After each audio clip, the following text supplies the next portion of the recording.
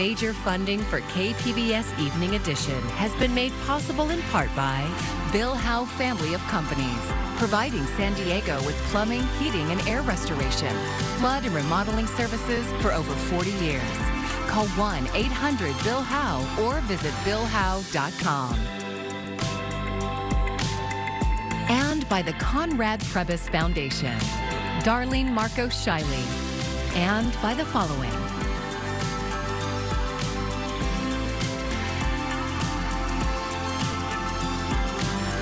And by viewers like you. Thank you.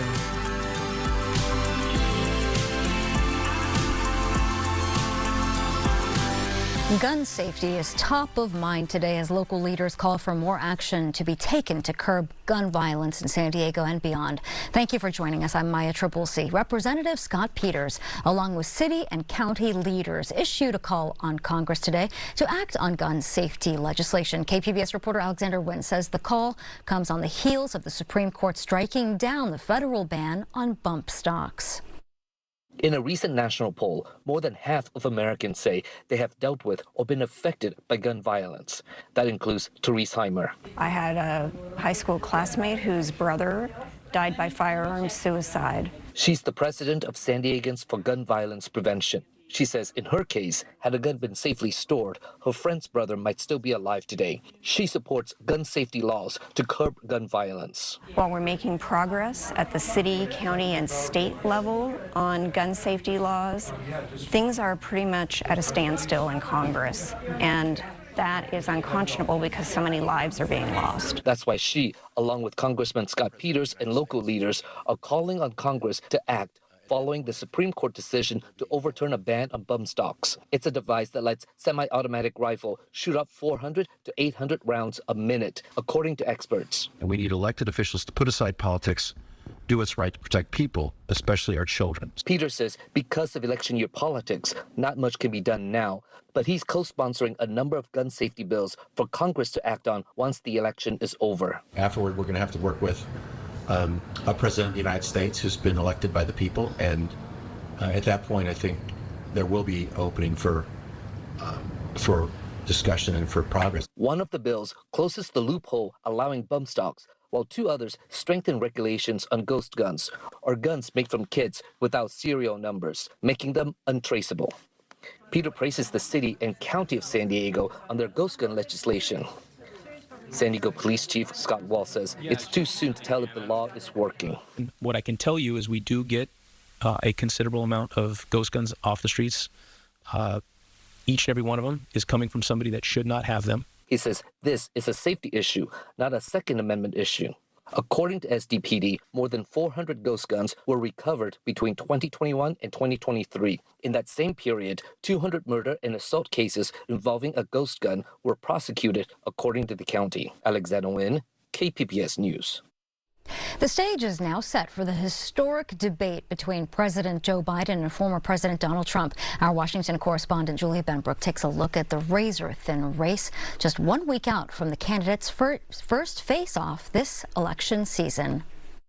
Political rivals, President Joe Biden and former President Donald Trump, are scheduled to step on to CNN's debate stage next Thursday. It's the first debate in U.S. history between a sitting president and a former president. Is anybody going to watch the debate?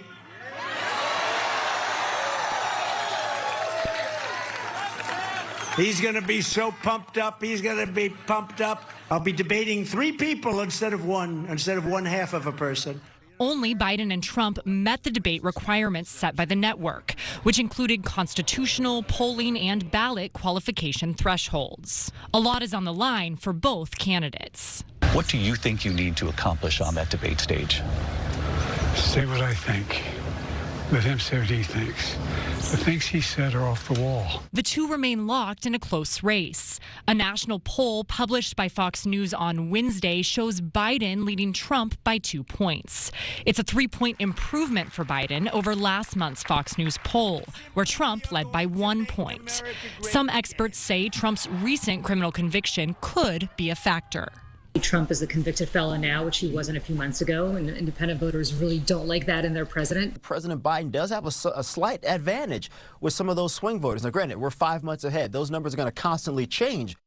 The debate could be a defining moment in a presidential race that's solidified earlier than usual and features two universally known candidates. Reporting in Washington, I'm Julia Benbrook.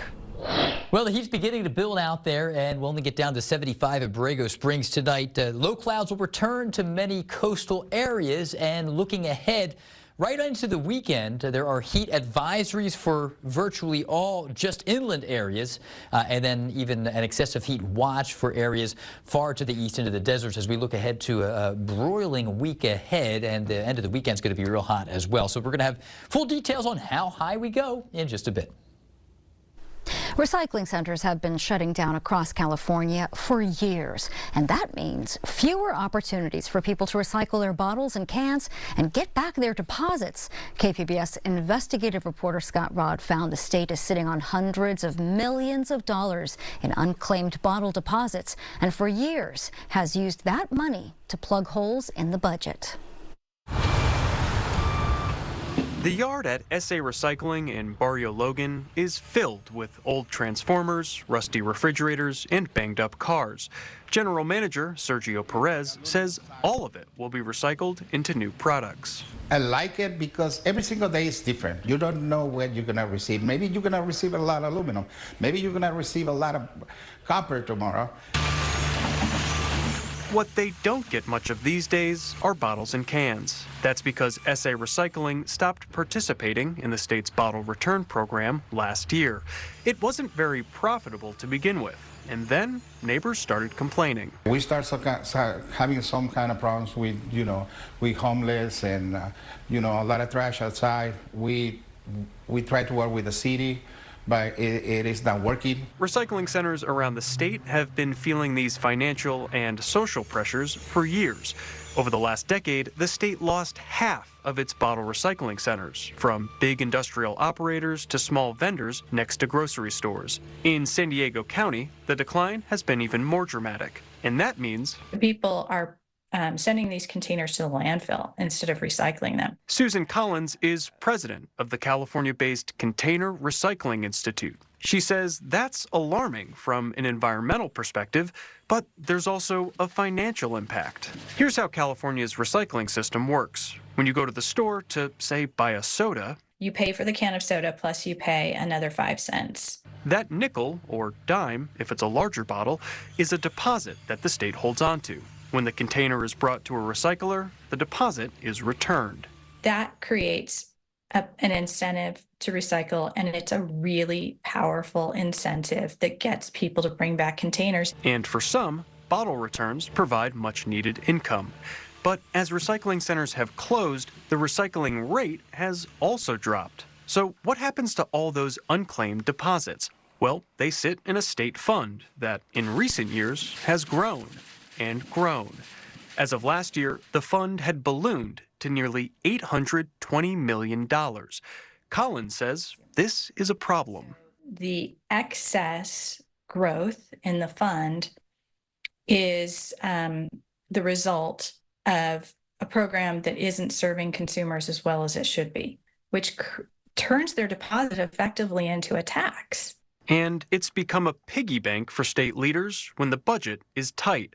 A KPBS review of state financial records found California has borrowed billions of dollars from the fund in the form of short and long-term loans. Yeah, it's like an unofficial rainy day fund. The state controller's office and the Department of Finance told KPBS the borrowing is allowed under state law, but it can take years to repay the loans, and at times that's put a strain on the recycling fund.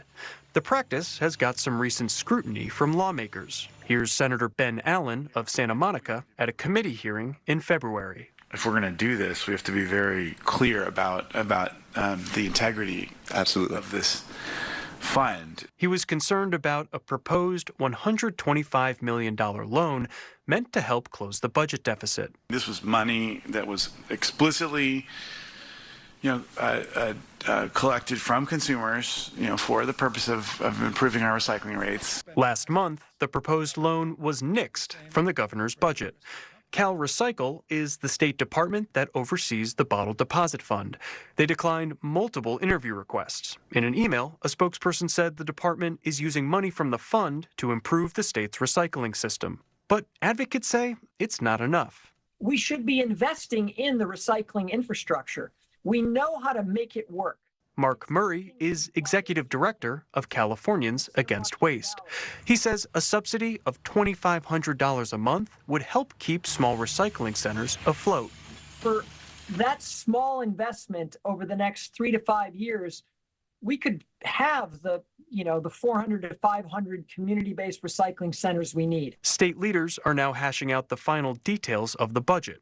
Murray and other advocates say they're calling for millions of dollars in recycling investments to ensure consumers get back their nickels and dimes. Scott Rodd, KPBS News.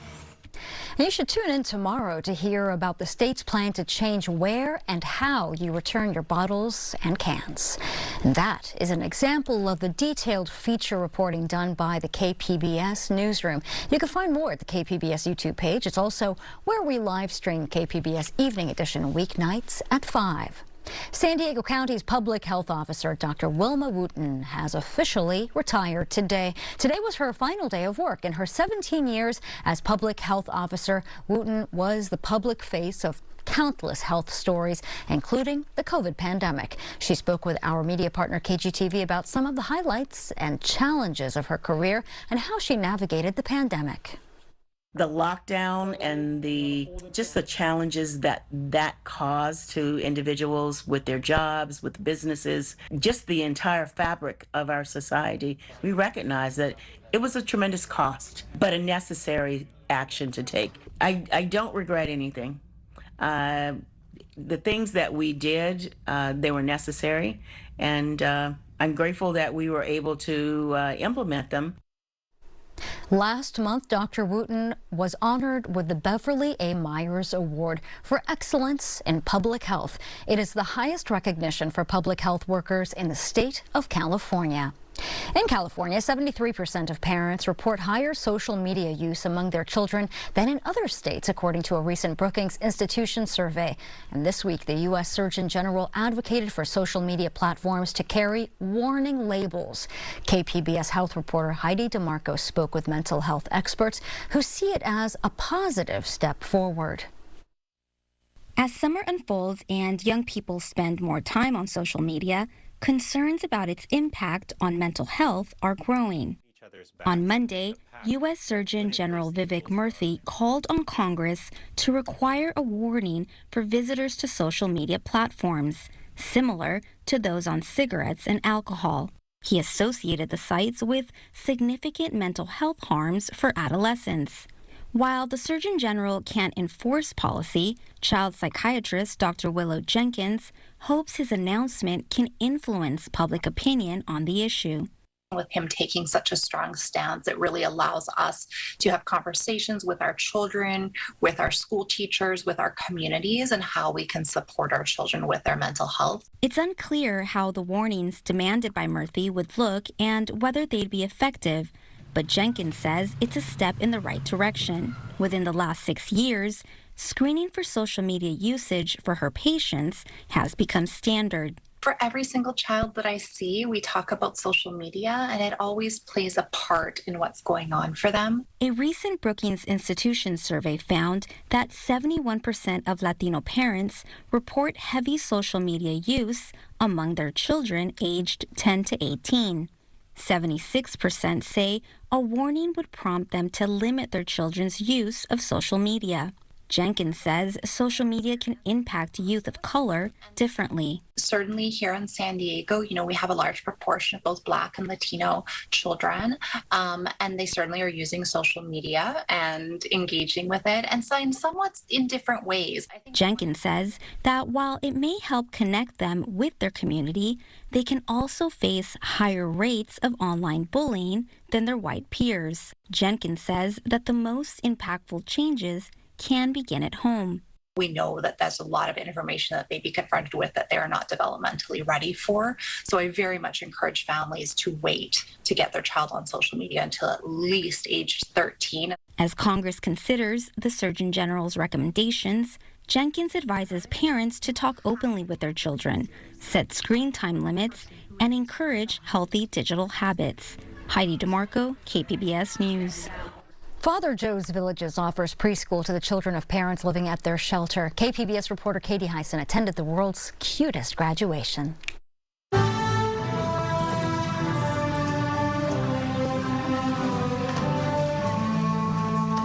The graduates wriggle in 3-foot gowns and caps. Liberty Lucky.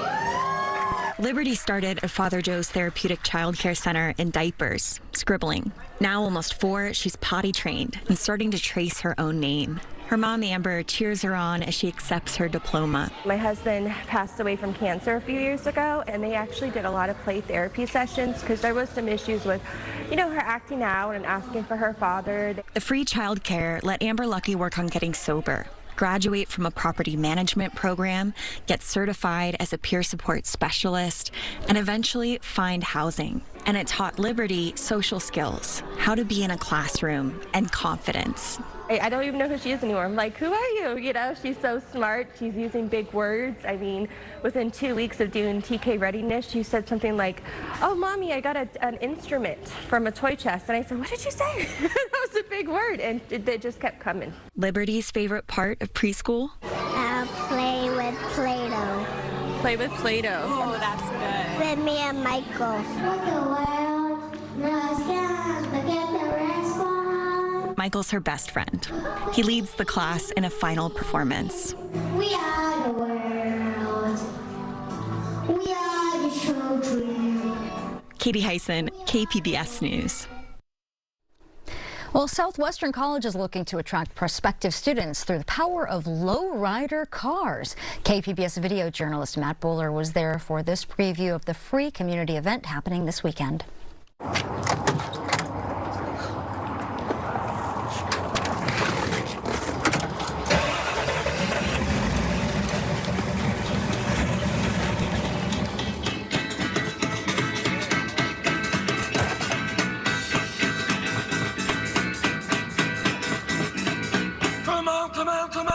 It's all about cruising. My name is Marco Sariano, and they call me Mr. Rabbit. A lot of people, as you're growing up, don't know what direction to go to. So as families, Southwestern College is inviting them. Hey, come on out. There's going to be a big event of cars. They're going to also have free food. They can register. Free delicious tacos. Jocelyn Pacheco-Fonseca, and my title is Director of Outreach and Dual Enrollment. So we're here to promote our Explorers WC Cruising into College. So this year, we're opening Southwestern College on Saturday, June 22nd from 9 a.m. to 3 p.m. to really support our South Bay community and anyone else who wants to learn more about Southwestern College. If they come on Saturday, they will walk away with their class schedule and ready to go. There's another one, Soul Kitchen. Anything you can be done through college, through school.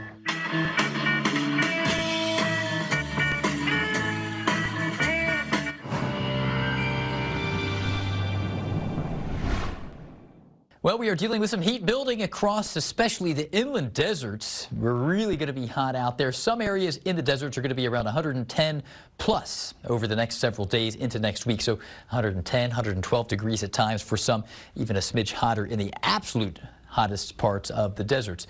And each morning we're going to have that typical cadence of low clouds returning late at night into the morning and then a brighter afternoon. So tonight, here we go again. Low clouds near the coast, 63 degrees. Pretty comfortable for most of us near the coastline, but into the afternoon you'll begin to notice a little bit more warmth out there.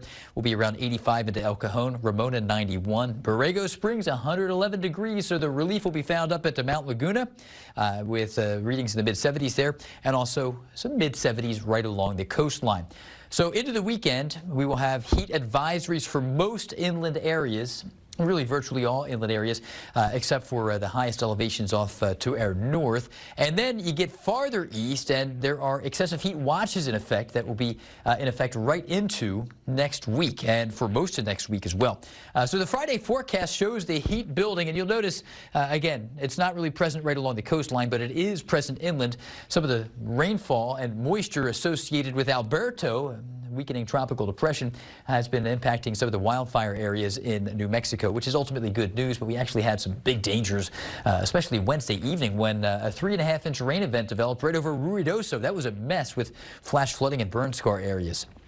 But overall, a sizzling stretch will be with us into the deserts as the upper air mass is going to be steamy, steamy, steamy. So for the coast, where it's not going to be as hot, you will notice about a 4-degree increase in temperatures from Friday to Monday afternoon. So it'll get a little warm in the afternoons. Inland areas, we're going to be up around 90 degrees, mostly sunny and hot on Sunday, and holding into the upper 80s next week.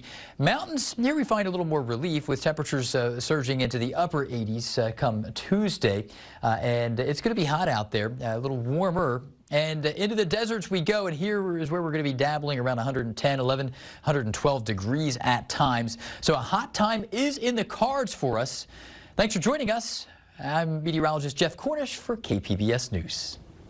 Extreme weather is significantly impacting parts of the country right now, from fires to flooding. Millions of Americans are under threat. Here's Brian Abel with what you need to know to be prepared in the event of a disaster. Wildfires, flooding, a tropical storm, multiple natural disasters striking communities in the U.S. just this week. This climate crisis, these disasters are becoming more frequent. No matter where you are, you need to be prepared for some type of emergency. The prep starts with learning. Experts say identify the most likely situations you may face and sign up for local emergency alerts to stay informed. Then make a plan on how you'll get out and how you'll communicate with family, and build an emergency go kit. A go kit that you can pick up very quickly and get out with, and then one that's going to sustain your family for about 2 weeks. Disaster experts say your kit should have water, a gallon a day per person, non-perishable food like nutrition bars, cash, and your important documents. Proof of ownership, insurance documents for what is covered and what's not. Those types of things are really, really important, as well as identification documents, birth certificates, social security cards, sort of things like that. Some recently fleeing from wildfires in New Mexico, taking with them even more. Baby books, my daughter's DVD of her birth, that was important. And some preparedness leaders say that's okay to grab things of sentimental value if you have time. I think it's important that we don't undervalue that, because once we get through that phase of figuring out how we're going to survive as best we can in this transition, why is it that we're doing this? In Washington, Brian Abel reporting. Emmy and Golden Globe winning actor Donald Sutherland has died at the age of 88. He passed away Thursday in Miami, according to a post from his son, Kiefer Sutherland. Stephanie Ilam reports. I'm waiting for reports from some of you. Funny. I'm not joking. This is my job. Heartbreaking. I don't know if I love you anymore. And casually cruel. Contain it. With his distinct voice and appearance, Donald Sutherland played scene-stealing characters throughout a career that spanned more than half a century. I think of myself as an artist, and I take it very seriously. Sutherland's artistic pursuits started while attending college in his native Canada. He moved to London in the 1950s to continue studying drama and began landing small roles in British TV and films. The success of 1967's The Dirty Dozen launched the actor to Hollywood. They're very pretty, Colonel. Very pretty. But can they fight?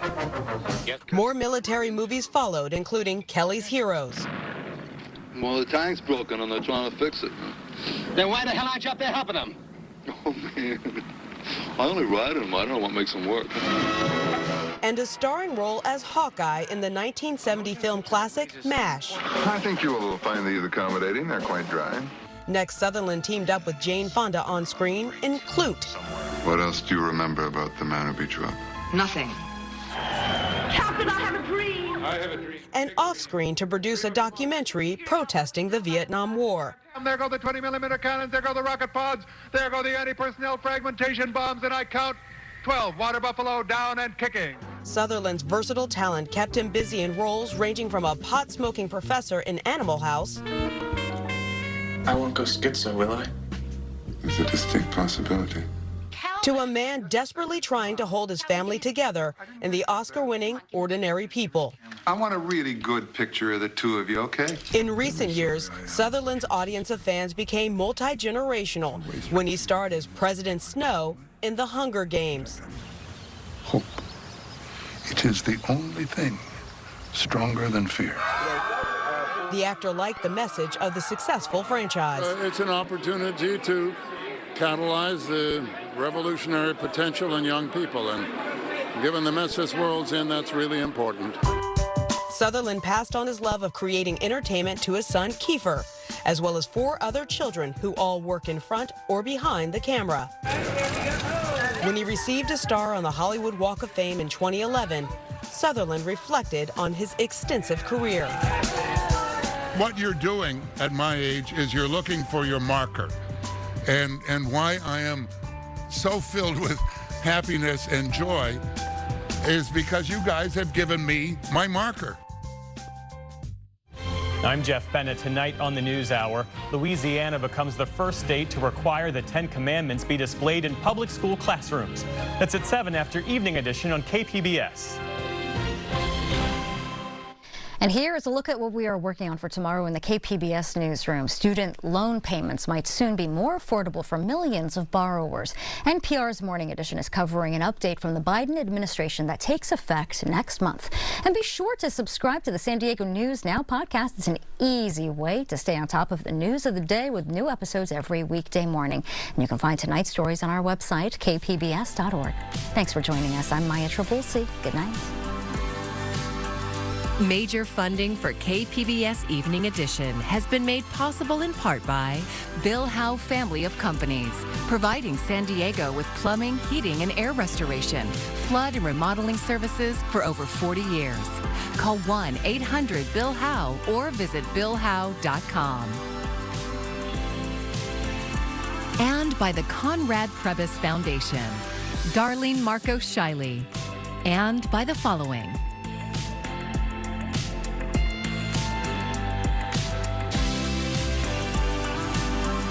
And by viewers like you. Thank you.